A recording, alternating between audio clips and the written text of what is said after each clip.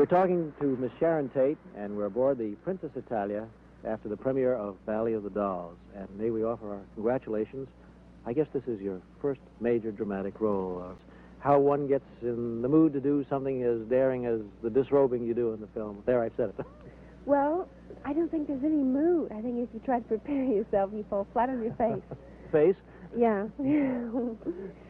Actually, it's very good, you know, because it's something so difficult to do. And I found that if you forget more what you're doing, you know, and try not to be so self-conscious about things that are so normal, people don't notice you as much as if you're, you know, trying to be so shy about everything. Well, I guarantee you, you will be noticed by this scene as well as others. Including actress Sharon Tate, were found dead at the home of Miss Tate and her husband, screen director Roman Polanski. Miss Tate, who starred in Valley of the Dolls, was 8 months pregnant and was found in a bikini-type nightgown with a rope around her neck attached to the body of a man. Further questioning, inasmuch as he was here on the premises during the evening. No evident cause of death? Not that we can say at this time. Is there anything scrawled on the front door of that house in blood? I can't answer that question.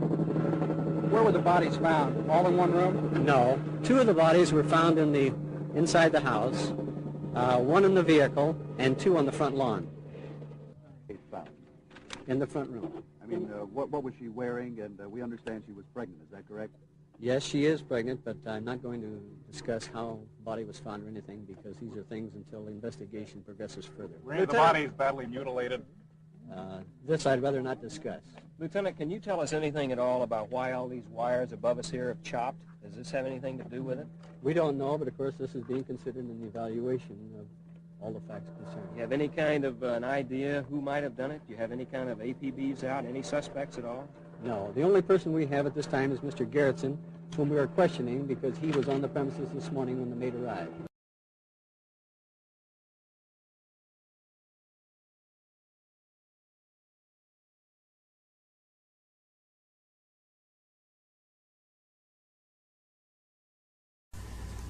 So I went through all that, and I seen that was a bigger prison than the one I just got out of, and I really didn't care to go back to prison. See, prison doesn't begin and end at the gate. Prison is in the mind.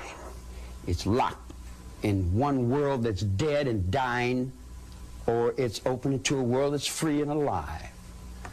Drugs, LSD, I don't consider a drug. I don't consider peyote a drug. Those are more or less religiously significant awareness, mind-expanding apparatuses that come from the intelligence of the universe. The reason that the girls liked me was, hey now, I'm all around you, hey now, up on your heart I can sing through you. And I play and I sing, and they say, hey man, you got soul in that music. And I said, yeah, I play a little bit, you know. I like me. And they said, man, you're really somebody. I said, oh, I am? Oh, I just got out of jail. I don't know what somebody is. They like my music. They say, man, we want to get you over. I said, get me over for what? They said, we take you down here to Beverly Hills, and we want to get you in because you're a star. I said, I'm a what? They said, you're a star. So they took me to the Beach Boys, and I went and I got on the surfboard, and I rode around, and I looked, and I said, gee, Huela Chingazos, this is more trouble than what I just got out of. I feel better in doing what I want to do. I did not break the law. Jesus Christ told you that 2,000 years ago. You don't understand me. That's your trouble. Not my fault because you don't understand me. I don't understand you either. But I don't spend my whole life trying to put the blame over on you because my cigarette didn't light or because something didn't work right. What do you want to call me a murderer for? I've never killed anyone. I don't need to kill anyone. I think it. I have it here. I'm a petty car thief. I've been with prostitutes and bums and winos and all my life. The street is my world. I don't pretend to go uptown and be anything fancy. I can, but I find more real in the world that I'm in than I do the tinsel. And the real world is the one I have to deal with every day, you know. Believe me, if I started murdering people, there'd be none of you left. It has been nearly 50 years since Diane Lake, the youngest member of the Manson family, lived with Charles Manson in his notorious cult, and now she's breaking her silence in her first TV interview. And so it's bizarre to think that we could have ever believed it, but we did. Did you have any idea that something evil was brewing? Not really within the family. She knew nothing, she says, of the plan to kill. And yet, over the course of 2 days in August of 1969, Lino and Rosemary LaBianca, Stephen Parent, Abigail Folger, Wojciech Frykowski, Jay Sebring, and actress Sharon Tate had all been brutally murdered. You ultimately sat in court looking right there at the man you worshipped, the man you loved, Charles Manson, and you testified against him. Can you describe how that felt? My biggest fear really was that I was going to succumb to that feeling of loyalty that I had had for him, and that he was going to, mesmerize me. Get the willies every time I hear something about Charles Manson, and tonight he is out of prison. I am not kidding you on this one. The Los Angeles Times is reporting that convicted murderer, that cult leader, Charlie Manson, has been moved from Corcoran State Prison, and he is right now at an undisclosed hospital. Do not ask me why.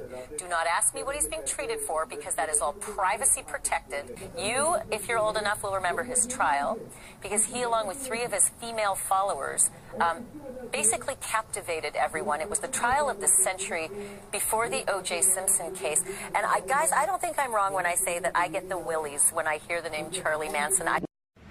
We begin with breaking news tonight. Infamous killer Charles Manson has died. The Department of Corrections just confirmed the news. Crystal Cruz joins us live from our newsroom with more. Crystal? Hi, Lena. I just got off the phone with Deborah Tate, sister of actress Sharon Tate, one of the Manson's victims. Deborah also confirmed a prison official called her about an hour and a half ago to confirm the serial killer's death.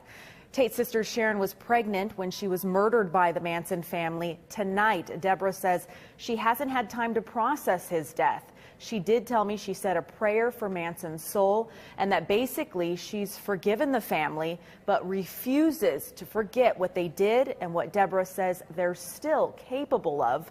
Manson had been ill for some time. He was taken from Corcoran State Prison to a nearby hospital just last week. The Department of Corrections says Manson died of natural causes at a Kern County hospital at about 8:13 tonight. I'm Crystal Cruz in the studio. I'll send it back to you. All right, Crystal, thanks. Charles Manson has, of course, a long history here in Southern California. KCAL 9's Jeff Vaughn takes a look back at the series of murders he's orchestrated. Before 1969, few people had heard of Charles Manson. Then came the 2-day rampage in Southern California. What happened, Charlie? Whatever they do is what they do. Manson was convicted of using his cult to turn followers into killers and ordering the murders of at least 7 people. One of them was actress Sharon Tate, wife of director Roman Polanski, and 8 months pregnant at the time of the murder. Manson believed the killings would help bring on an apocalyptic race war, which he called Helter Skelter. What is the hearing? Manson was born to a 16-year-old mother in Cincinnati. He grew up in a series of foster homes. By the time of the murders, had been in and out of prison for much of his life. I've been watching you on the tube. In 1986, CBS's Charlie Rose interviewed Manson at San Quentin Prison, where the convict said he had no regrets. But in the world that I live in, I've never made a bad move in my whole life. Even when it came to the murders. Murder? There's no murder. There was a murder of Sharon Tate. Come on. There's no murder in the Holy War, man. Was that what? It had nothing to do with it. Was it a holy war? Was Sharon Tate's murder a holy war? The whole thing is a holy war. Manson's cult spoke about a holy war against the rich and powerful. 4 of his followers were convicted in the murders. All of their death sentences, including Manson's, were commuted to life in prison. Manson was up for parole 12 times and always denied. For nearly half a century, his name marked the gruesome end of the peace movement, which promised love over wars. I'm nobody. I'm a tramp, a bum, a hobo. I'm a boxcar and a jug of wine. and a straight razor if you get too close to me.